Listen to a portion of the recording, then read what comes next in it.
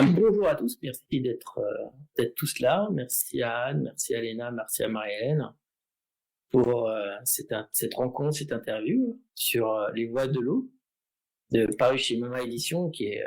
Moi, j'ai vu l'affiche, j'ai vu simplement d'abord la première couve, l'image, ça m'a tout de suite donné envie de faire cette rencontre, en fait, cette interview, avant même d'avoir lu le livre en final. Hein, j'avais appelé pour vous rencontrer, donc il y avait quelque chose qui m'attire dans l'eau peut-être, et donc je suis hâte de dialoguer avec vous pour voir quel est vraiment qu'est-ce qui s'est passé en vous avec ces rencontres aussi bien dans les dauphins, dans les baleines et avec l'eau en fait, cet élément l'eau.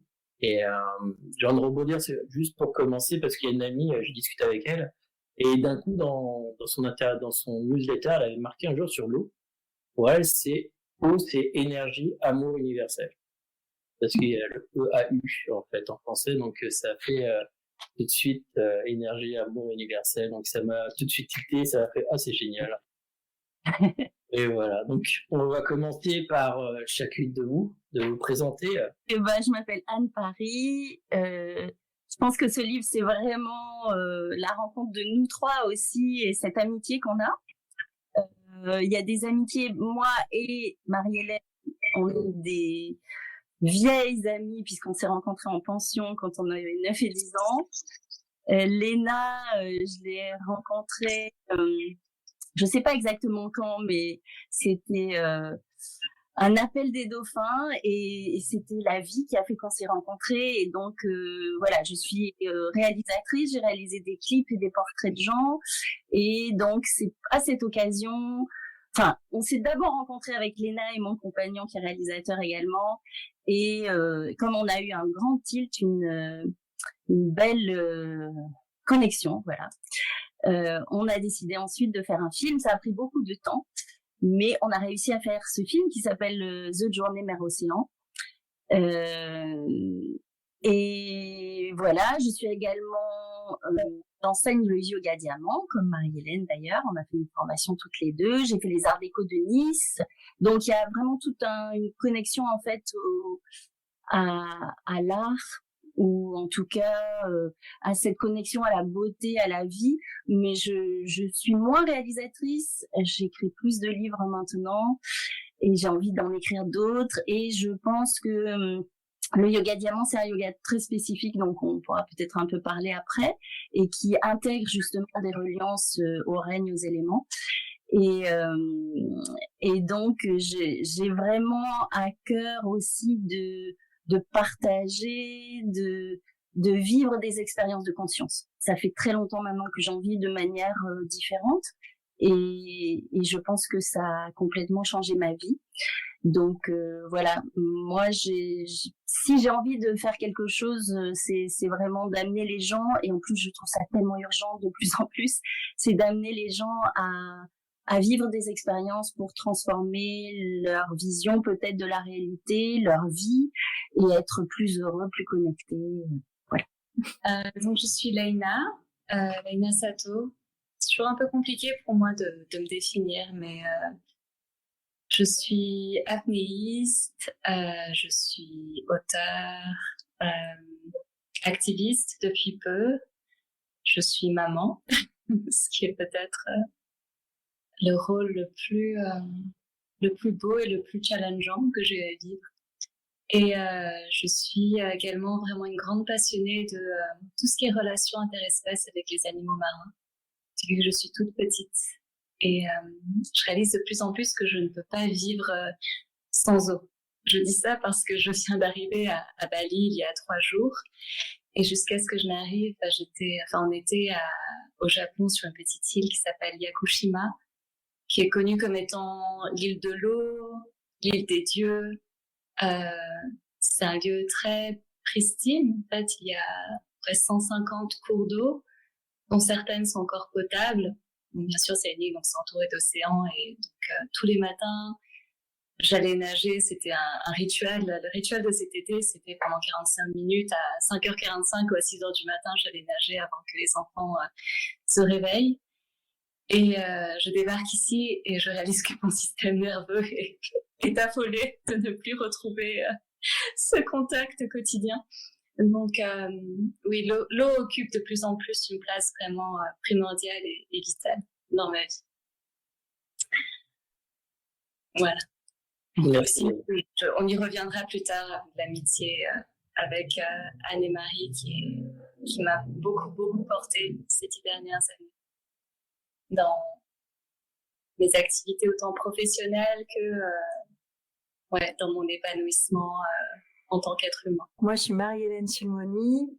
Je crois que pour me présenter, je crois que la créativité, c'est quelque chose qui est assez central dans ma vie. Dans notre pratique du yoga, la créativité est liée au 2e chakra qui est lié à l'eau. Donc ça, c'est quelque chose qui nous relie à notre sujet. J'ai fait les arts déco comme Anne et ensuite on peut dire que j'ai fait une carrière dans le cinéma comme chef décoratrice, que je fais toujours d'ailleurs, mais aujourd'hui j'ai envie de faire plus de transmission en fait. Je pense que c'est ça qui m'anime le plus aujourd'hui, c'est transmettre, accompagner les êtres sur leur chemin de conscience et proposer des outils accessibles à tous. Et après, quand je t'entends dire, Léna, que s'il n'y a pas d'eau à côté, ça va pas, je comprends très bien parce que moi, en fait, pour l'instant, j'ai passé ma vie en manquant d'eau. Donc, j'ai un rituel à l'eau tous les matins qui est super fort parce que ça me permet de rester reliée. Un rituel tout simple, mettre les mains sous l'eau, faire la vaisselle, enfin, toucher l'eau. Après, donner de l'eau aux plantes. Et donc, il y a tout un rituel à l'eau. Mais maintenant, un de mes objectifs, c'est de trouver quel est l'endroit où j'ai envie d'initier peut-être un temple à l'eau ou un lieu qui soit un peu comme ces notions de maison portrait qui était un sujet très puissant au début du XXe siècle. Les gens construisaient des demeures qui étaient des lieux qui étaient proches de leur être. Donc voilà, moi actuellement, il faut que je trouve mon lieu d'eau et c'est un des objectifs que j'ai envie de laisser, que j'ai envie qu'il me guide, c'est-à-dire que ça soit l'eau qui me guide pour trouver quel est l'endroit où je peux créer cet espace. Voilà, parce que c'est vrai que j'ai créé beaucoup d'espaces scénographiques, j'ai installé je ne sais combien de maisons par mon travail. J'ai pas arrêté de créer des maisons. Et heureusement, parce que sinon, je crois qu'il aurait fallu que j'en cherche tout le temps. Et maintenant, j'ai envie de vraiment laisser quelque chose qui soit une maison qui me ressemble. Et ce qui est indispensable, c'est qu'il y ait l'eau au centre de cette maison, à côté, je ne sais pas encore comment, mais voilà, que ça soit un temple à l'eau.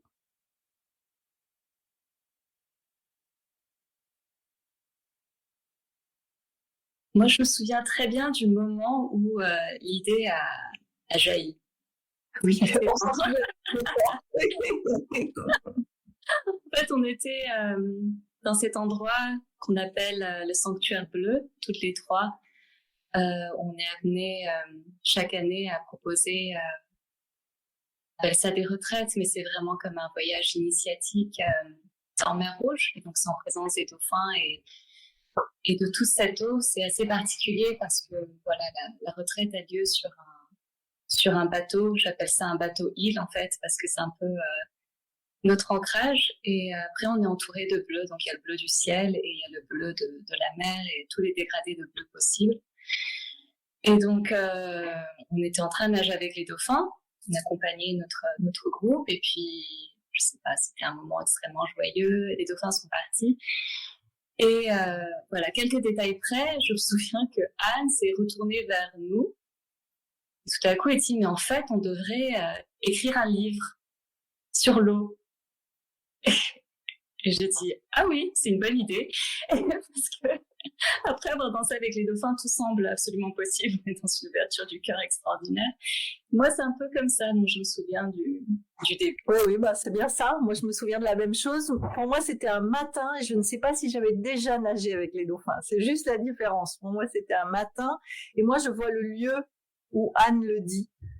Voilà, parce qu'on était sur le bateau au premier étage en allant vers le texte. Donc ouais, moi je revois l'image et je me dis bah oui, c'est évident, il faut qu'on fasse ça quoi. Voilà, ça c'est fait comme ça. Ce que je peux rajouter, c'est que j'ai eu cette formation en méditation. Parce qu'en fait, sur ce bateau, on co-anime avec Marie-Hélène des séances de yoga. Et là, je crois que c'était même pas pendant une séance, c'était juste que j'ai médité et j'ai eu cette info à ce moment-là. Et bien sûr qu'elle est empreinte de toute la nage avec les dauphins, de ce bleu, de ce lieu, etc. Mais c'était une information. Et ce que je peux dire aussi, c'est que c'était magique parce que déjà, bon, les filles ont réagi super en disant ah oui, pourquoi pas. Mais après, on a eu une fluidité là pour trouver l'éditeur, pour avoir, enfin, il y a eu quelque chose, les choses se sont passées. Donc notre éditrice, enfin nos éditeurs sont Mama Édition, donc Mishka et Tigrane de chez Mama Édition. Mais on a rencontré d'abord Mishka que je connais, enfin Tigrane aussi. Mais ce qui était fou, c'est que en fait, comme Léna était que de passage à Sataya, qu'elle allait repartir, elle passait 2 jours à Paris. On a essayé de trouver avec Mishka un horaire de rendez-vous qu'elle nous a proposé pour qu'on soit toutes les 4. Et il se trouve que ce qu'elle nous a proposé, c'était le moment, les 2 heures où à peu près au centre, il y avait le solstice d'été. Et ça, c'était vraiment le fait qu'il y ait cet alignement. Je crois que ça nous a porté. Et elle a dit, oh, je pensais pas faire un nouveau livre, mais oui. C'était voilà comment l'aventure a commencé. C'est que on s'est donné comme objectif d'écrire chacune, de parler de notre relation intime à l'eau et de laisser faire. C'est-à-dire qu'on n'a pas lu les textes des autres pendant l'écriture. On a écrit toutes les 3 séparément. Et ensuite, on s'est dit, ça va marcher, ça va tisser, ça va stresser, il n'y a pas de problème. Et c'est comme ça que ça s'est fait. Encore une fois, avec beaucoup de fluidité, parce qu'on n'a rien repris. On a juste écrit toutes les 3 notre chemin d'eau. Et ça a donné ce livre.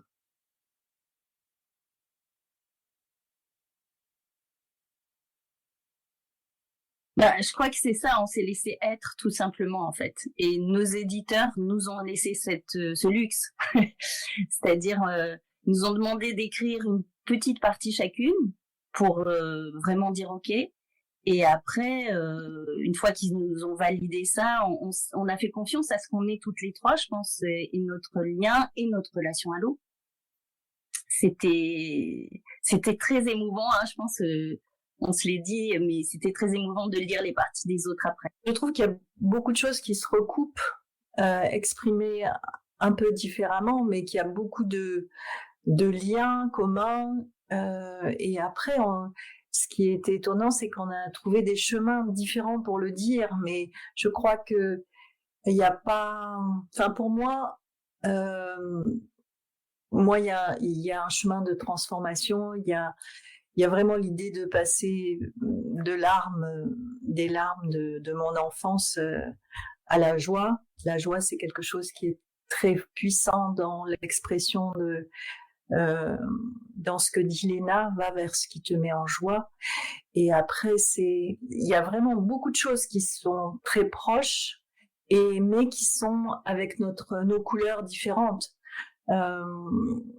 Et la quête de transformation, elle est partout. Je pense qu'elle est, et aussi la quête de joie, la quête de vie, la quête d'être vivant au monde. Et pour être vivant au monde, il faut être en reliance avec tout ce qui est.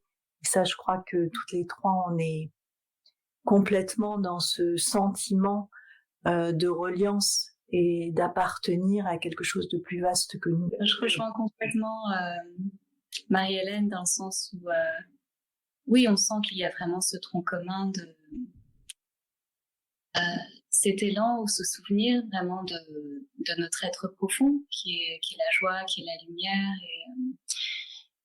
Et moi, j'ai toujours eu l'impression que Anne et Marie, c'était comme des grandes sœurs, quoi. Donc, j'étais vraiment touchée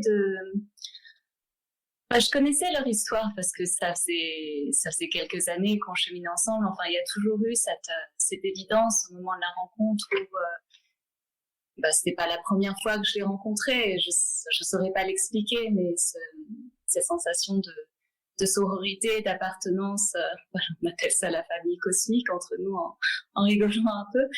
Ouais, juste d'être super touchée, de relire leur parcours et de vraiment découvrir des pans que je ne connaissais pas et ouais, me sentir honorée qu'on ait pu matérialiser en fait cette triade, cette amitié en quelque chose, en un objet concret.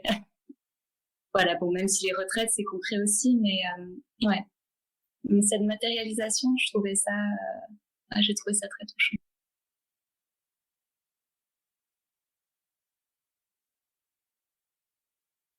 Moi, en fait, je vais te raconter comment je suis allée me mettre en eau chaude avec des gens qui pratiquent le Watsu. C'était un matin, fin d'un film où j'étais très fatiguée, et je fais mon rituel à l'eau, et pour moi, l'eau, c'est un être, donc je dialogue avec elle. Et l'échange était... l'eau me disait, mais va te mettre dans l'eau. Ça suffit, va te mettre dans l'eau. Et alors je dis, bon, alors il faut que j'aille me mettre dans l'eau. Alors c'était novembre, je me dis la Méditerranée, non. Je vais pas partir loin, j'ai quelques jours si je dois faire quelque chose dans l'eau.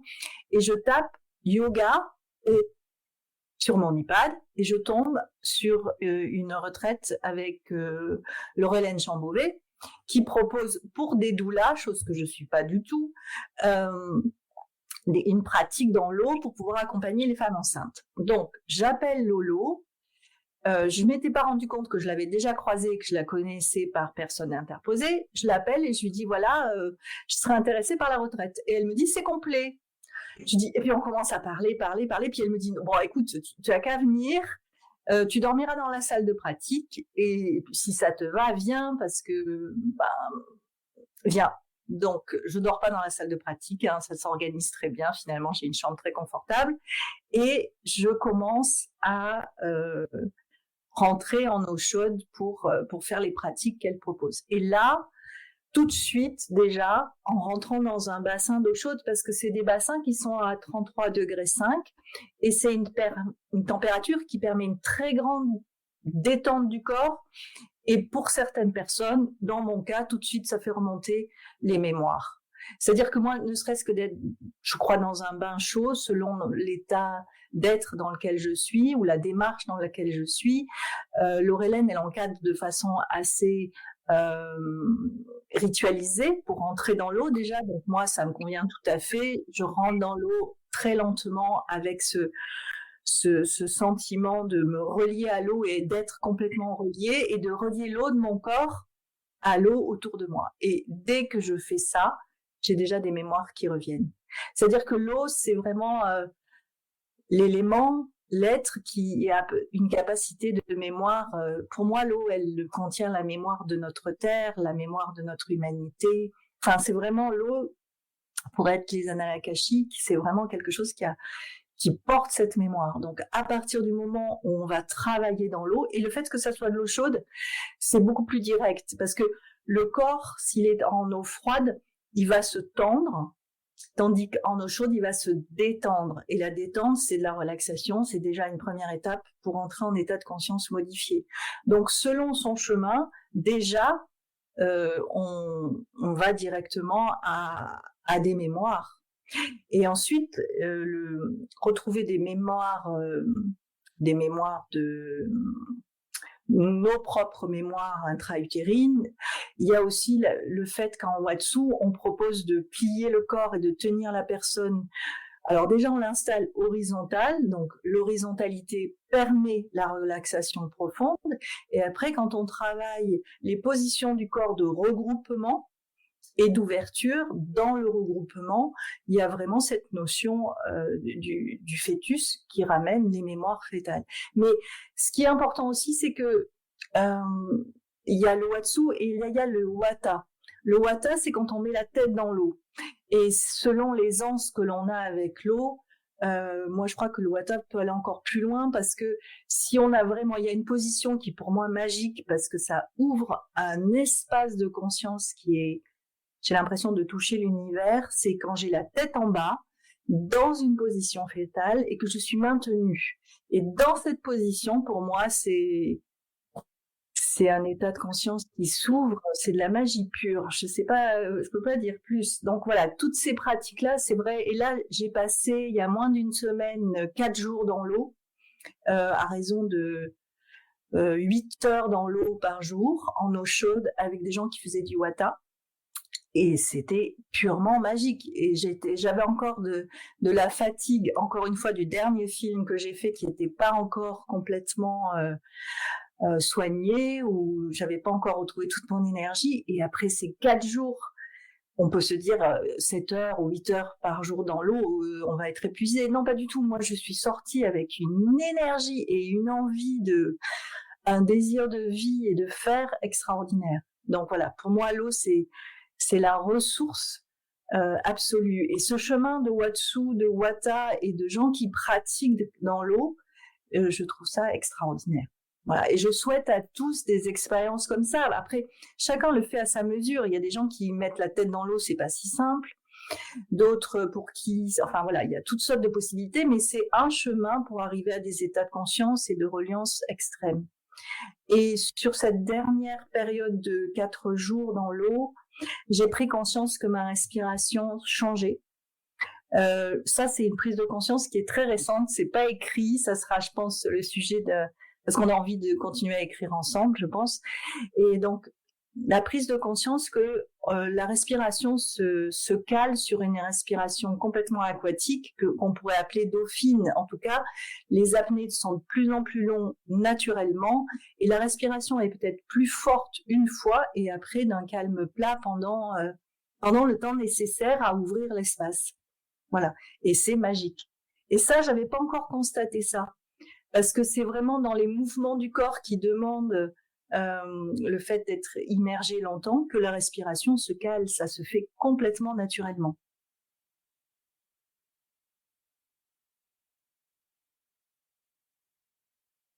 Alors ça, je crois que c'est quelque chose que j'ai envie de chercher davantage. Je sens bien une très grande différence, mais j'ai peut-être des débuts de réponse, mais pas énormément encore. Alors, sur les états d'être, je pense que l'eau douce, elle a quelque chose de encore plus fluide sur le corps ou sur l'être en général, et que l'eau salée est plus dense en fait. Et d'ailleurs, elle se mélange pas parce que l'eau de mer est plus lourde que l'eau douce. Donc ça, c'est intéressant aussi à la réaliser. Après, l'eau de notre corps est relativement salée, tout en étant moins salée que certaines eaux de mer. Il y a à peu près un équilibre, et selon les endroits, les eaux sont différents. C'est un sujet qui m'intéresse énormément, mais sur lequel j'ai que des débuts de réponse. J'ai l'impression que c'est quelque chose sur lequel on doit pouvoir chercher énormément encore, qu'on n'a pas grand-chose. J'ai cherché déjà et j'ai pas trouvé énormément de. Alors, il y a des choses qui sont connues, c'est-à-dire qu'en fait, je crois qu'il y a il y a 2,5% d'eau douce sur la Terre, tout le reste, c'est de l'eau salée. Donc, il y a un écart considérable, en fait. Il y a 97%. Donc ça, c'est quelque chose qui est assez étonnant aussi. Et l'eau douce, il y a vraiment quelque chose de encore plus léger. Pour le coup, ça semble assez clair et très. Pour moi, l'eau douce est encore plus reposante, entre guillemets. Par exemple, les lacs, pour moi, c'est encore plus posé. Il y a quelque chose de plus, je dirais pas encore plus serein que l'océan, parce que l'océan peut l'être aussi. Mais c'est vraiment dans des états d'être très subtils la différence entre eau douce et eau salée pour moi. Et c'est vraiment un début de questionnement. J'ai très peu de réponses, pas assez pour développer. Mais ça me touche différemment.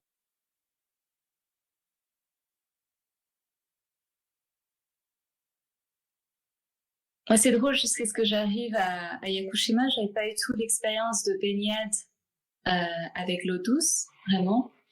Et Yakushima est très très célèbre pour ses rivières. Et donc là, cet été, j'ai passé des heures dans ces rivières qui sont extraordinaires. Et comme toi, moi, Marie, c'est plus de l'ordre du ressenti. Mais c'est drôle parce que la rivière, pour moi, c'est beaucoup moins serein. que la mer. Tu vois, mais après, je pense que ça dépend de la mer ou de l'océan. Tu vois, parce que, par exemple, Hawaï, c'est une eau tendre, tropicale, douce. Bon, l'hiver, il peut y avoir des grosses vagues, mais la plupart du temps, c'est extrêmement calme. Et donc, on rentre et, il y a tout le corps qui s'ouvre et on a l'impression que c'est une fleur en éclosion, quoi. Alors que les rivières de Yakushima, bon, il y a la température qui est plus fraîche. Et puis, ça dépend. Parfois, quand il y a eu beaucoup de pluie, on sent vraiment le courant. Il y a quelque chose d'extrêmement puissant qui nous traverse. Et parfois, ça peut être vraiment un long fleuve tranquille, entre guillemets. Mais je trouve qu'il y a quelque chose d'extrêmement vivifiant. Et là, je me suis dit, je comprends. Enfin, j'ai oublié comment ça s'appelle cette pratique, même si je suis japonaise. Ces moines japonais qui allaient se mettre sous les cascades d'eau froide pour justement atteindre l'éveil. Les rivières de Yakushima, ça donne un peu cet effet. On se plonge dans la rivière et là, il y a un truc qui salit et qui nettoie direct. Et j'adore faire de l'apnée dans ces rivières. En fait, je pense que si quelqu'un me trouvait là, il aurait l'impression que je me suis noyée. C'est jamais arrivé que quelqu'un me trouve là, mais je m'étais juste au ras de la surface, sous l'eau. Et il y a personne, donc parfois on peut se baigner nu, ce qui est juste le luxe, et de fermer les yeux et juste de sentir et d'écouter en fait le chant de la rivière et de sentir la forêt, le granit, enfin tout ce que cette rivière charrie de mémoire, de particules, et donc de vraiment sentir presque les effluves de la forêt, de la terre dans la rivière. Alors que bon, si on descend un peu plus bas dans la mer, ça n'a plus rien à voir. Et le cycle de l'eau, en fait, est extrêmement présent. Il est très court à Yakushima parce qu'il pleut tout le temps. C'est là, ça traverse la rivière et ça s'écoule tout de suite dans la mer. Et donc, ouais. Voilà. Et aussi, il y a une dimension animiste que j'avais pas du tout captée. Mais dans le Japon ancien, on parle beaucoup de l'esprit de telle rivière ou l'esprit de telle montagne. Et je trouvais ça joli, mais ça m'avait jamais vraiment touché plus que ça. Et en commençant à vivre dans ce lieu qui a inspiré d'ailleurs le film Princesse Mononoke, il y a vraiment, on sent, je saurais pas l'expliquer de manière rationnelle, mais je regarde la montagne et je sens les dieux de la montagne. Et là, en m'immergeant dans la rivière, je pouvais sentir l'esprit vraiment de la rivière. Et donc, j'avais une toute autre lecture de tous les films de Miyazaki qui, voilà, tout à coup, la rivière s'incarne en un être humain ou un dragon. Et en fait, on découvre à la fin que c'était une rivière. Et donc, c'est très intéressant.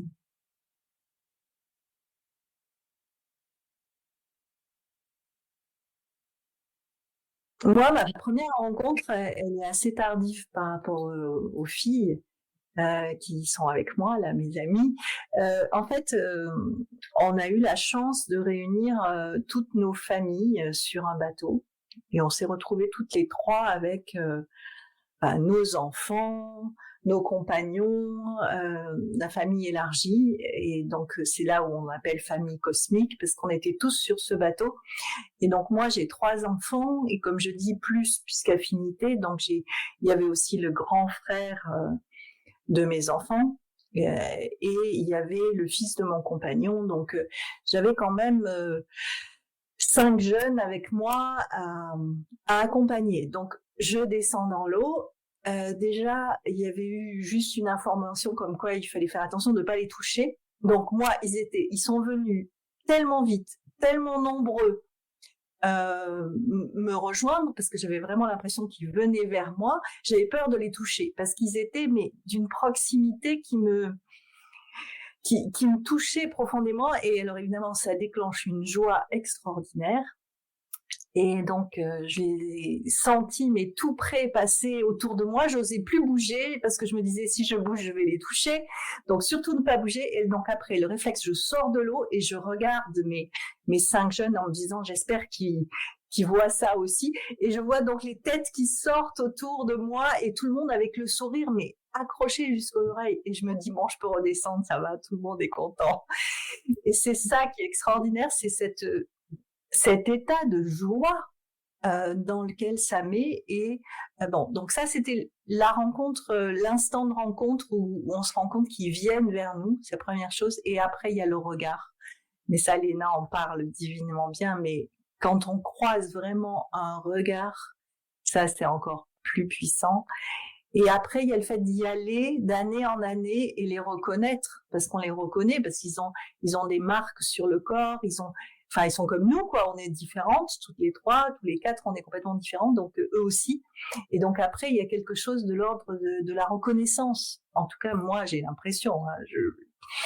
Je ne parle que du point de vue de mes ressentis. Comme ça, c'est clair. Il n'y a pas de voilà. Et donc c'est émouvant, mais d'une façon extraordinaire.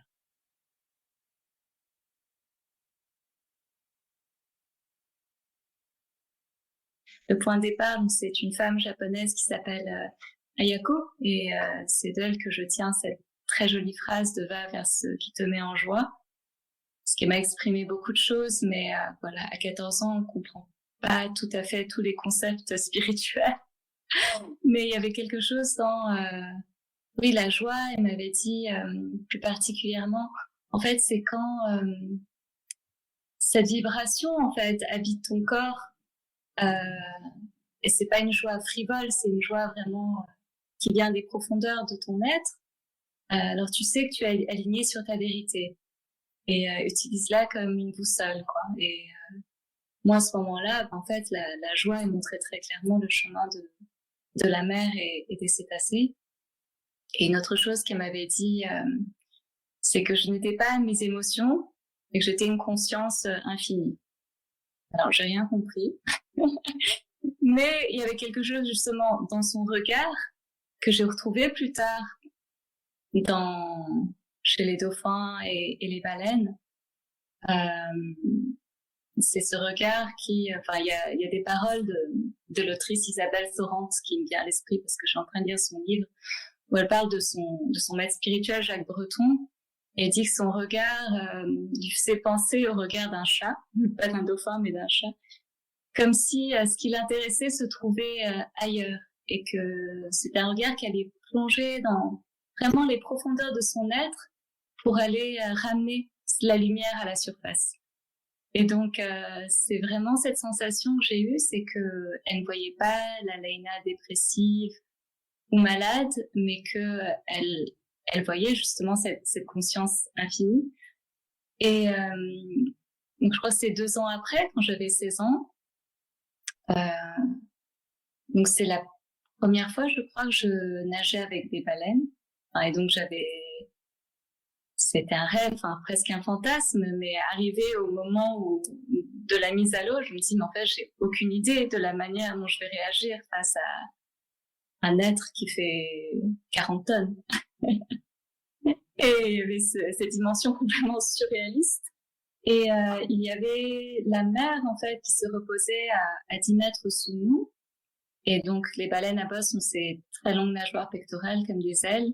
Il y avait juste ce petit visage, cette petite tête de baleine, donc son baleineau qui pointait le bout de son nez, qui nous regardait, nous, à la surface. Et à un moment, le baleineau a commencé à s'élever vers nous. Et à un moment, il a commencé à accélérer et il a décidé de faire un saut prodigieux à 100 mètres de nous, quoi. Je trouve toujours pas les mots, mais c'est comme si la scène se passait au ralenti, et je me souviens encore de l'expression du baleineau. Bon, c'est peut-être une projection que je fais, mais il avait les yeux mi-clos, il a fait une bascule en arrière, et il avait tout son être qui rayonnait cette espèce de confiance et de présence totale à l'instant et de joie, ces joies enfantines. Et puis après, ce baleineau, comme il était très curieux et sociable, il est venu nous voir un par un, et il y a eu la rencontre avec ce regard. Mais peut-être le regard, là, il était à 5 mètres de nous, de moi. Et la sensation, en fait, de vraiment plonger là-dedans, et ça a duré certainement quelques secondes, mais c'était une fenêtre d'éternité. Et en remontant, je me suis dit, mais je crois que je me suis jamais sentie aussi bien ou acceptée de ma vie. Et c'était incompréhensible, mais ouais, en fait, comme si ça avait fait exploser tous les masques que je m'étais construit au fil des années durant l'adolescence pour justement essayer entre guillemets, de survivre ou ouais, de pouvoir fonctionner au sein de la société. Et là, il y avait ce carcan, en fait, cette armure qui se brisait et avait cette confiance et cette présence totale à notre être. Et j'avais déjà ressenti ça avant. Je pense quand j'étais plus petite et quand on est complètement relié au monde et que c'est évident, mais cette évidence-là, c'était perdu, c'était délité au fil des années. Et là, le regard de l'animal. Et je dis animal dans le sens le plus noble du terme parce que anima, c'est l'âme en fait, c'est ce regard qui révèle l'âme. Ouais, ça, je m'en souviendrai toute ma vie. C'était la première rencontre avec un regard non humain, mais plein d'humanité.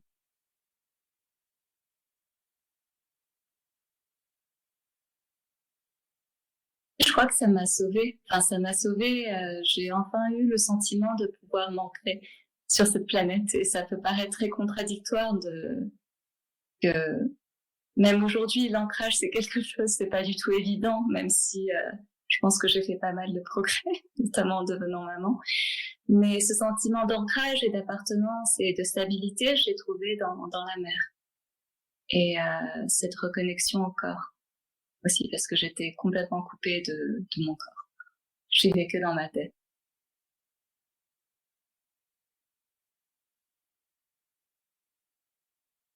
Je suis jamais allée où ça devient très sombre, très noir.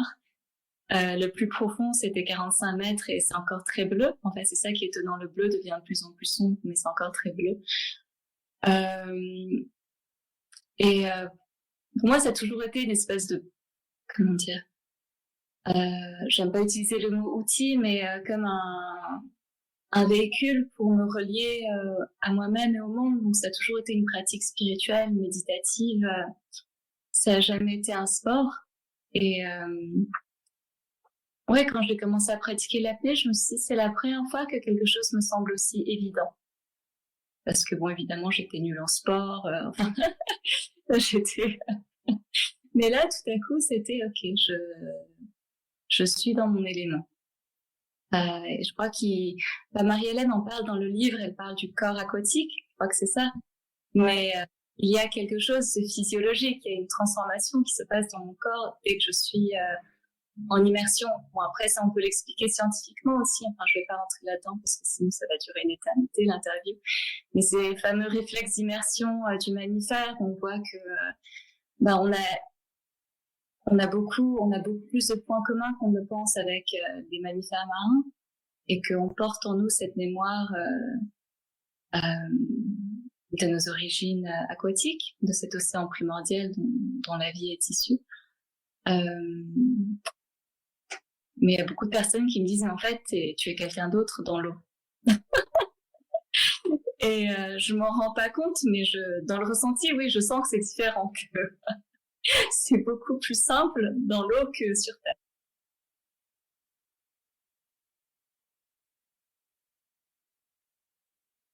Bah oui, complètement. Et puis, pour rebondir encore de nouveau sur ce que disait Marie-Hélène sur le Wata, la respiration delphinienne. En fait, l'apnée, ça commence par la respiration consciente, le souffle. Et moi, je sais que, voilà, au quotidien, je respire de manière extrêmement superficielle, mais que dès que je vais me mettre dans l'eau, y a comme un déclic. Ça va se poser, ça va se ralentir, ça va devenir beaucoup plus ample. Et ce qui est fascinant, c'est que dans les anciens textes sanskrits indiens où il parle du pranayama, c'est pas juste le yoga du souffle, en fait, ça se réfère vraiment à ce temps entre l'inspire et l'expire, donc ce temps d'apnée, et ils disent c'est l'instant où le mental chavire. Et justement, c'est ça en fait, c'est quand je suis en apnée, alors pas tout le temps, et ça se sent dans mon apnée. Si je suis dans ma tête dans mes émotions, dans mes ruminations, l'apnée va être beaucoup plus pénible. Enfin, ce sera pas du tout agréable, clairement. Je me sentirai essoufflée beaucoup plus rapidement. Mais si j'arrive vraiment à créer cette relation avec l'eau et être dans l'instant présent, effectivement, le mental chavire et on bascule dans cet état de conscience, je dirais pas modifié, mais vraiment élargi. Ce fameux sentiment océanique, qui est une expression de Romain Roland, qui disait, c'est ce sentiment qui n'est pas du tout religieux, mais de reliance avec quelque chose de beaucoup plus vaste que soi, comme la goutte d'eau dans l'océan.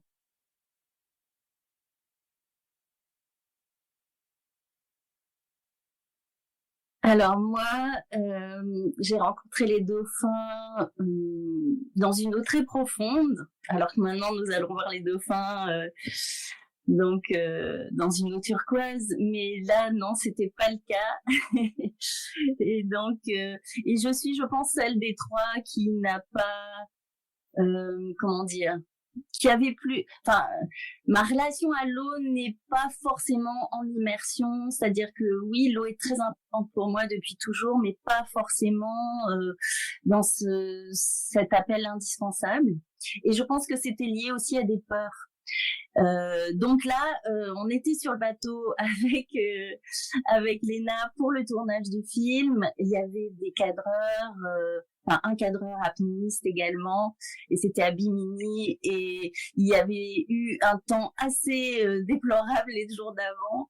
Et donc voilà, ce que j'ai vécu à ce moment-là. Donc moi, et à ce moment-là encore plus, je suis toujours pas très à l'aise sous l'eau en apnée d'ailleurs. Mais c'est génial parce que les dauphins montent nous voir. Mais à ce moment-là, donc c'était il y a quelques années, j'étais vraiment pas à l'aise dans l'eau et dans les eaux profondes et froides, enfin pas si chaudes en tout cas. Et voilà. Et j'ai eu la chance que 3 dauphins sont venus me voir, mais vraiment moi, alors que les dauphins adorent les gens qui nagent bien en apnée. Ils adorent jouer en fait. Donc là c'était un peu magique et c'était des grands dauphins et ils sont venus et il y a eu je sais pas combien de temps, mais le temps s'est arrêté. La sensation que j'ai, c'est qu'ils étaient là tous les 3 à me regarder et ça se passait là, chakra du cœur. Il y a eu un donc j'étais vraiment et j'ai senti vraiment leur bienveillance, une bienveillance énorme, plus que la joie à ce moment. Enfin, la joie je l'ai sentie bien après, mais ce moment-là c'était bienveillance, empathie et confiance. Allez vas-y, une espèce de manière de me booster. Donc je suis sortie de l'eau parce que ça n'a pas duré très longtemps. Et ce qui était fou, c'est que dès que je suis sortie de l'eau, en fait j'ai pleuré, mais c'était même pas que j'ai pleuré, c'est-à-dire les larmes ont coulé. Et là, j'ai senti vraiment mon chakra du cœur donc cette roue énergétique, hein, là on parle yoga, mais c'est vraiment cette sensation qu'on a un cœur énergétique et qu'il n'était pas assez grand, qu'il fallait, avec cette rencontre, qu'il fallait l'expandre. Et en fait, c'est cette sensation que le cœur, il prend une autre place en fait. Et je pense que, ouais, cette émotion, en fait, m'a fait lâcher aussi des choses, comprendre, enfin, voilà, et être ressentir cette empathie qu'ils avaient eue pour moi aussi.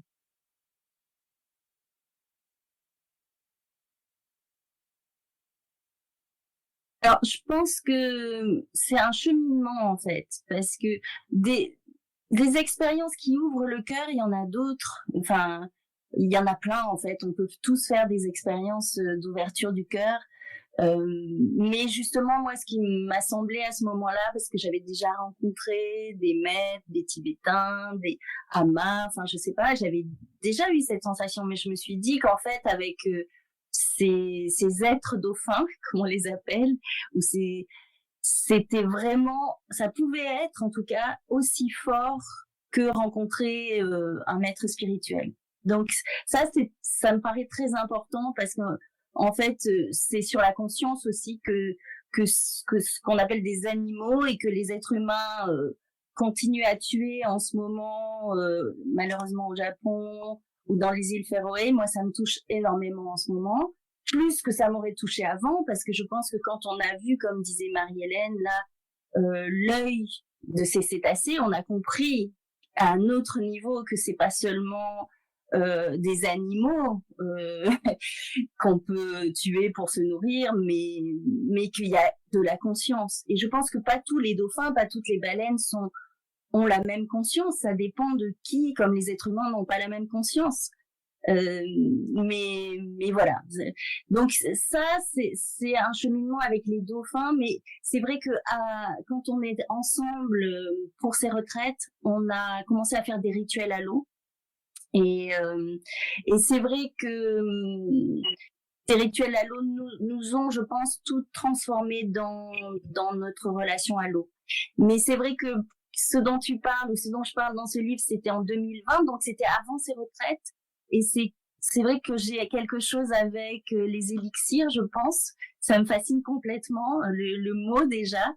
Et donc c'était un moment où on était en confinement, et il se trouve que Marie-Hélène était là parce que c'était dans un village où on a des maisons, enfin une maison proche toutes les deux, et il y avait énormément de roses. C'est Marie-Hélène qui a commencé la première à dire mais il faut qu'on fasse des hydrolats, et j'ai dit mais on a tellement de choses à faire déjà, et finalement j'ai eu cet appel. Je pense qu'il y a vraiment quelque chose d'ailleurs là maintenant on a plein de flacons d'eau, de flacons d'eau, de roses, ou des autres plantes, de la sauge, du romarin, de la lavande. Donc petit à petit ça se tisse ce lien entre donc l'élément eau et les plantes, donc les règnes et éléments, comment ils peuvent se marier. Mais je crois que pour moi c'est toute une question de reliance en fait. On a pu faire vraiment. Alors il y avait l'envie de peut-être faire ces macérats à la rose, ces eaux de rose, mais en fait ce qui s'est tramé ensuite, c'est comment on rentre en lien avec la rose par exemple. Et effectivement il y a cette notion de rentrer en relation avec l'esprit. Donc l'esprit de la rose, ou l'essence, mais l'essence pas dans le sens odeur, mais dans le sens voilà, cette énergie de la rose et des roses, comme si c'était des âmes groupes un peu, et des roses et de l'eau en fait. Et je pense que notre humanité est assez connectée aux animaux, donc c'est plus simple, mais moins aux éléments. Et je pense aussi que l'élément eau, maintenant il y a de plus en plus de gens qui sont touchés par cet élément eau, mais que voilà, tous les aliments, tous les règnes peuvent être des connexions, à se connecter à ces esprits et à recevoir, donc à échanger des informations avec eux. Donc avec la rose, oui, c'est aussi une ouverture de cœur, bien sûr, parce que la rose est puissante de ce côté-là, et en même temps, donc on a bu de l'eau de rose qu'on avait fabriquée avec les roses du jardin pendant une semaine, et donc je pense que là l'échange avec une diète aussi, avec un repos, une connexion plus vaste que d'habitude dans ce confinement, dans ce moment un peu bulle, et donc on a pu recevoir peut-être des informations de cette énergie de la rose, et comment être en fait c'est comment avoir peut-être des alliés qui ne sont pas seulement humains.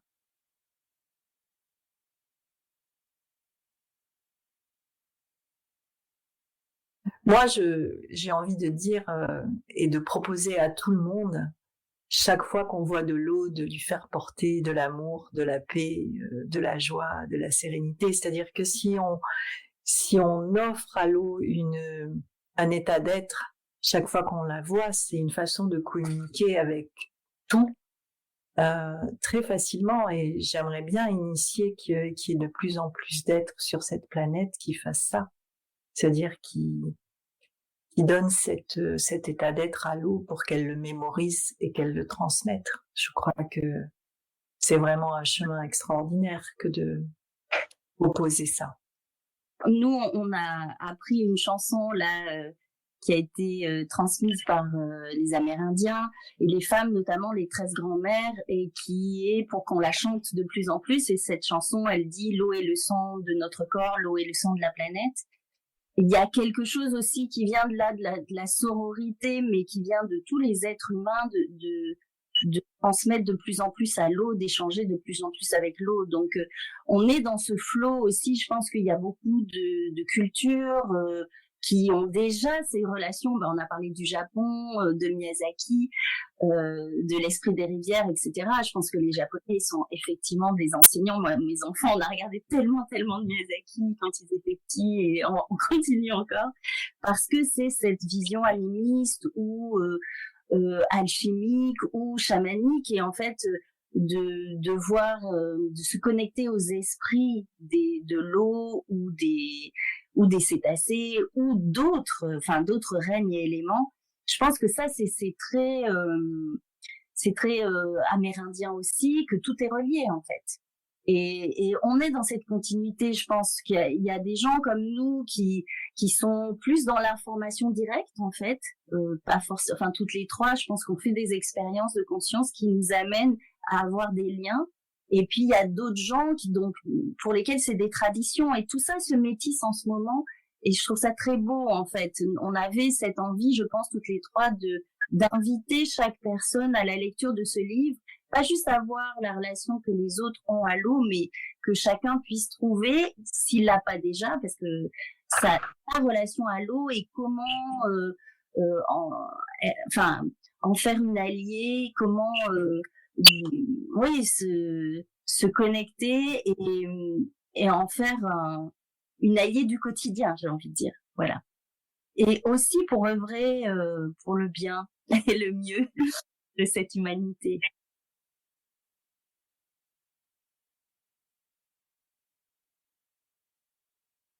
Moi, c'est très simple, c'est considérer l'eau comme un être, parler-lui et écouter-la. Ça me semble, c'est un être vivant et prenez cette conscience que elle peut vous répondre et que vous pouvez l'écouter. Moi, le message, ça serait c'est le message un peu que j'ai eu de l'eau cet été dans la rivière aussi, avec plus d'interaction avec l'eau et plus la sensation qu'elle pouvait me répondre. Et ça, c'est vraiment l'enseignement des dauphins. Je pense que, en fait, avec les animaux, c'est assez facile. Enfin, pour nous, dans notre pratique de yoga diamant, c'était de diffuser des états d'être. Mais ça, je pense que c'est logique. C'est-à-dire, on va, plutôt que juste de recevoir, en fait, leur empathie, leur joie, etc., c'est aussi en retour ou même d'aller vers eux avec cette diffusion du cœur, l'amour, la douceur, enfin, ce qui nous porte, nous, le diffuser. Et donc, d'avoir pu faire ça avec les dauphins, ça a donné vraiment l'ouverture de le faire aussi avec l'eau, par exemple, ou toute autre chose. Hein. Mais d'être dans ce donner-recevoir, le donner-recevoir, c'est vraiment quelque chose qu'on pratique avec notre yoga diamant. Et donc, oui, voilà, ça va un peu dans le sens de ce que dit Marie-Hélène, de parler à l'eau, mais c'est en tout cas de faire des expériences et de voir comment ils peuvent avoir des sensations ou des réponses ou en fait, d'y aller, quoi. De dire, j'essaye de communiquer avec l'eau. L'eau que je bois, l'eau quand je prends ma douche, l'eau quand je m'immerge, l'eau de mon corps, mais aussi l'eau à l'extérieur, justement. Est-ce que cette rivière me parle? Est-ce qu'elle a un esprit? Est-ce que je suis connectée plus à cette rivière ou à l'océan? Un peu les choses dont on a parlé. C'est d'expérimenter avec les éléments aussi. Et puis, ça peut être avec l'air, mais déjà avec l'eau.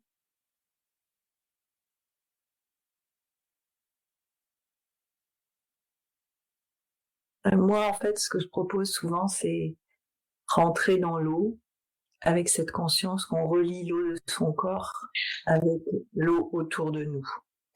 Et de ce lien, être attentif à ce qui se passe dans cette reliance de l'eau de notre corps et l'eau autour de nous. Et l'autre chose aussi que je trouve très touchant, c'est la brasse. C'est une nage très courante que tout le monde, la plupart des gens nagent la brasse.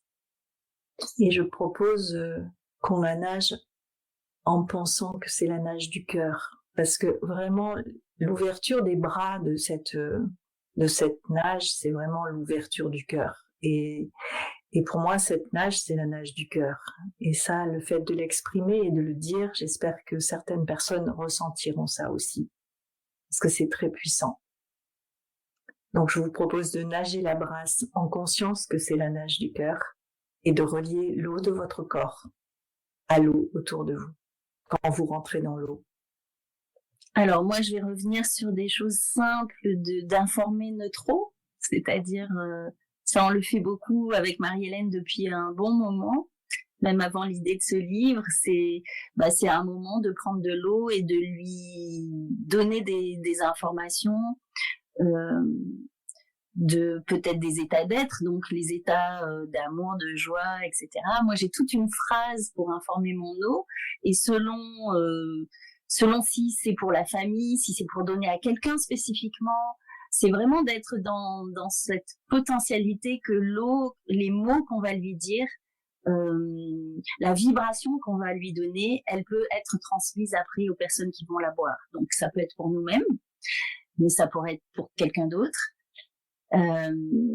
Voilà, parce que effectivement, il y a quelque chose qu'elle porte beaucoup plus simplement, comme on l'a dit, hein, moi j'étais surprise parce que c'est surtout Marie-Hélène qui a fait cette envie de wetsuit, etc. Mais quand on a fait des cercles, on a pu faire une fois un cercle dans l'eau, dans la baie, et parce qu'il y avait peu d'eau et sable blanc, etc.